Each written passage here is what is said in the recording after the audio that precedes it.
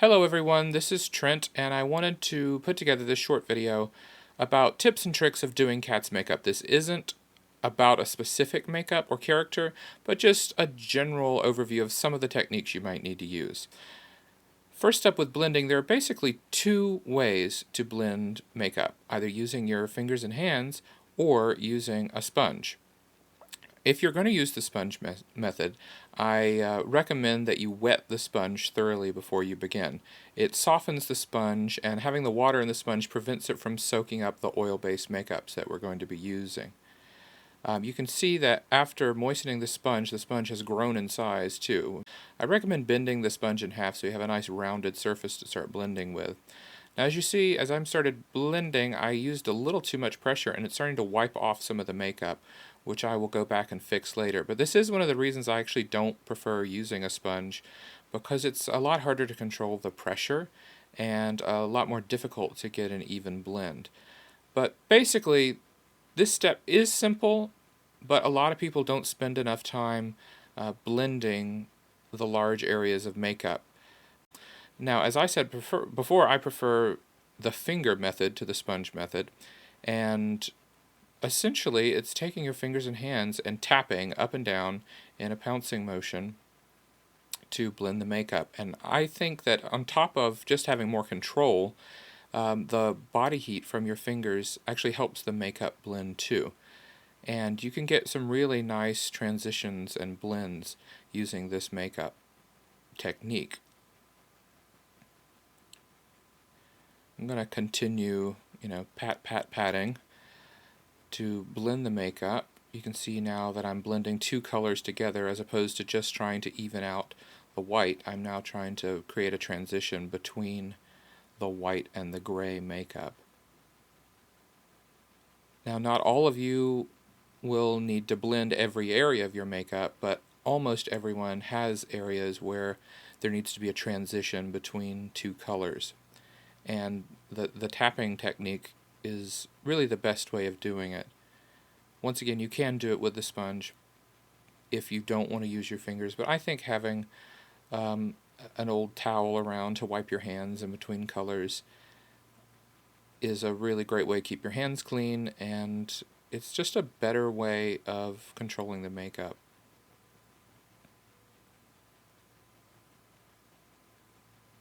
By the way, I hope you appreciate the fact that I shaved for this video. I really hate to shave because I look like a cross between Jim Broadbent and Peter Ustinov, both actors I love and admire, but neither an actor that I care to look like. Once again, this is not a specific cat's makeup, though it did end up looking a little bit like Munkastrap. Just a makeup that I made up just to demonstrate a few techniques that I thought would be helpful.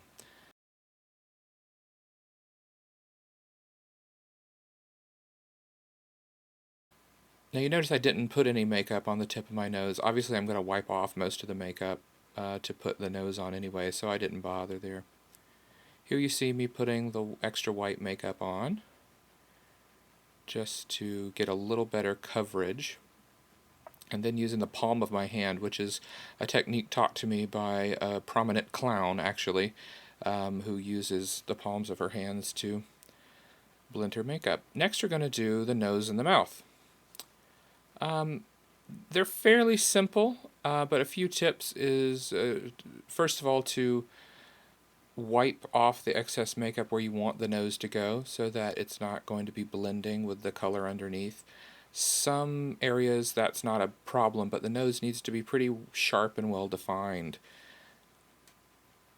I am going to be using a brush and cream makeup for this. I will also be providing you with an eyeliner pencil, and you can use that as well. Some people find it easier. I prefer using a brush. I feel like I get more control over the line with a brush.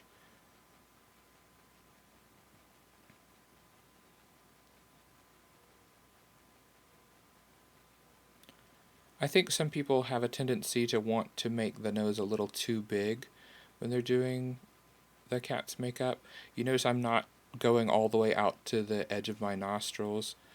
to make it particularly wide. I basically want to darken mostly the underside with just a little bit on the top side of the nose. It adds width to the cat nose if you don't make it too tall, which is a little more in keeping with real cats.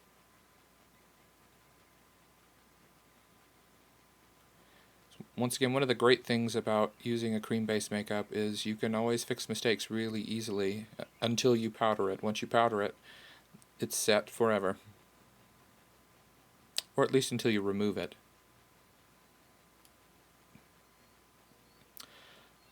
So just a little bit about brush technique. You can see the brush, a flat brush has a flat wide side to it, and you can also use it on its narrow side, and I just use the makeup itself to make it extremely narrow.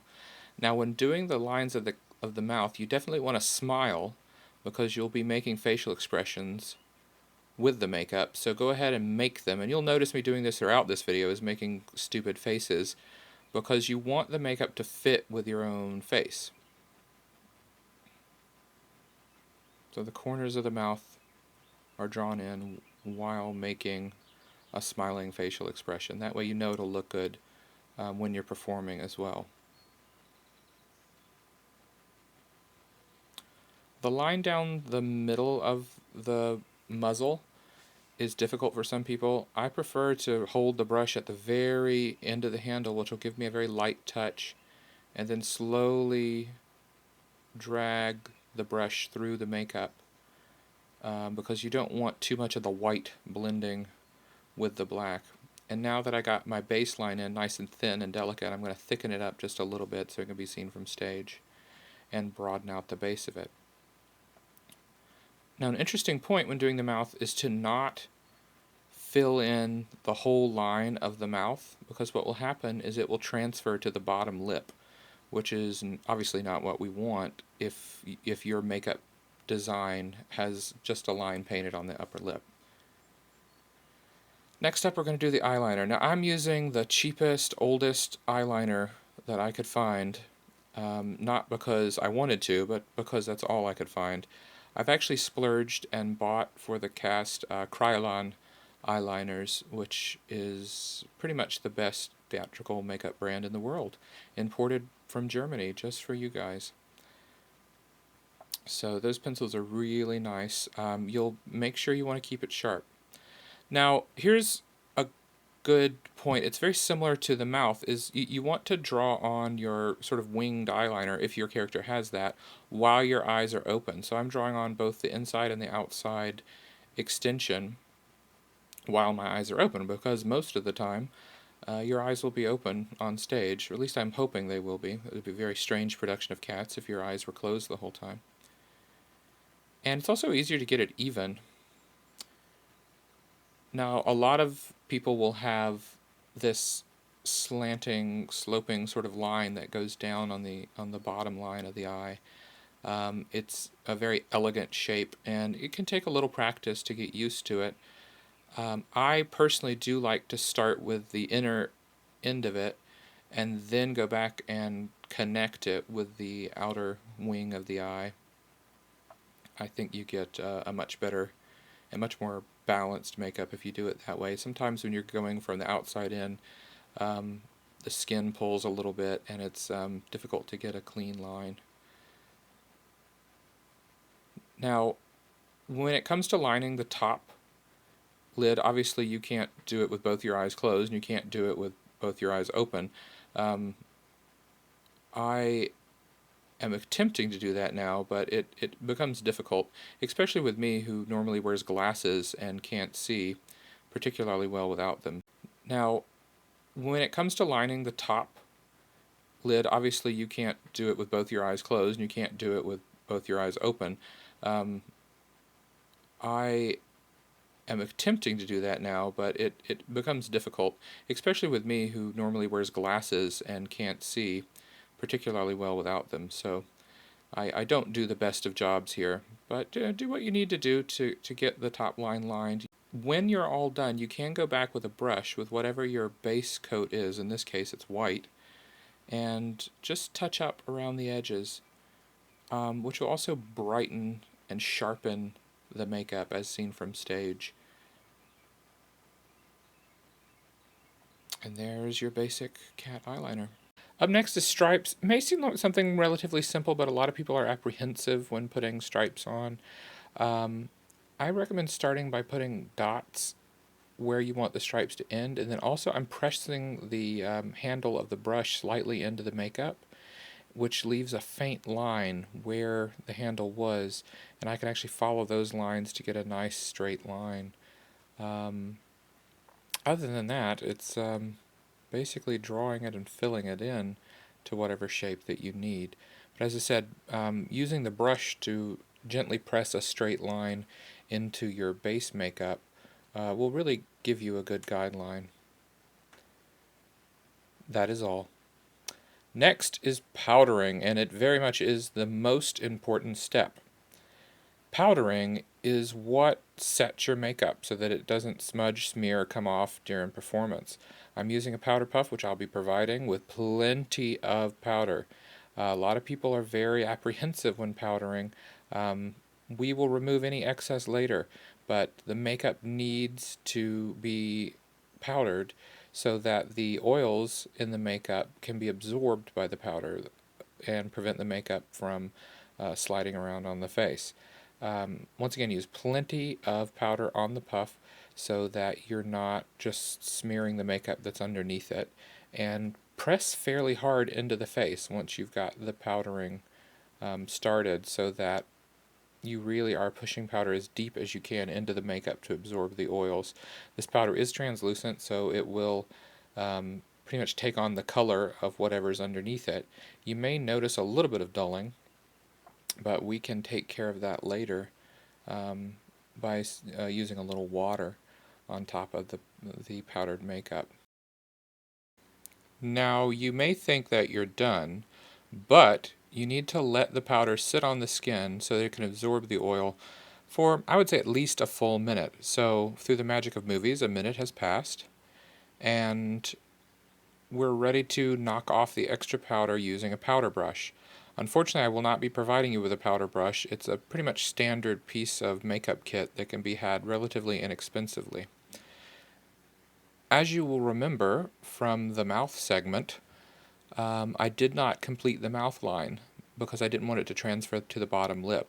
So now I'm finishing that detail that I started earlier by connecting the outside corners and the center of the mouth with a thin line that blends evenly into both the other lines. And I will be very careful not to close my mouth while this makeup hasn't been powdered, because it will transfer to the bottom lip, which is why we did it this way to begin with, to avoid that particular problem. But then I will powder that with the powder puff just as I set the rest of the makeup, and knock off the excess powder with a powder brush. Once again, it's important to have a good powder brush, but you don't need to spend more than, definitely not more than $10, but you can usually, between $5 and $10, get a very good powder brush at any drugstore. The final step is to finish your makeup with just water. I like to spray my face with water and then blot off the excess. You can also just moisten a paper towel or a small hand towel and press it against your face, and this just removes any last remaining powder and restores the color underneath so that your makeup looks brilliant on stage. It's also cool and refreshing. Well, it's been fun. I can't wait to see you guys as cats. Help prevent germs and bacteria. Wash your brushes using hand soap and warm water. You can wash more than one brush at a time by rubbing it against your palm under the flowing water. When all the makeup has been removed, rinse the brush thoroughly and dry it with a paper towel. And remember, a clean brush is a happy brush.